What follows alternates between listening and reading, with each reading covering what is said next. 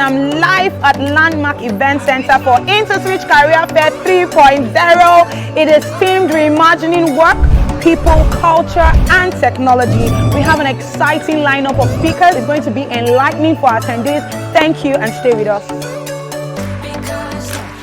Can you tell me 3 things you're looking forward to today? I'm here to learn and I'm here to network. I'm just open to connecting with people. Work now so that in your 30s you will chill.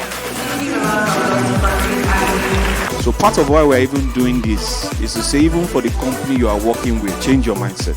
Aim to have skills that will be valuable anywhere you go. So let's say your organization is not there yet.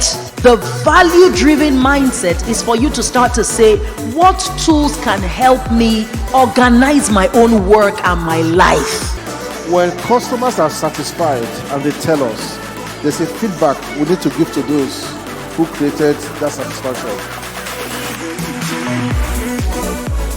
What session would you say resonated with you the most?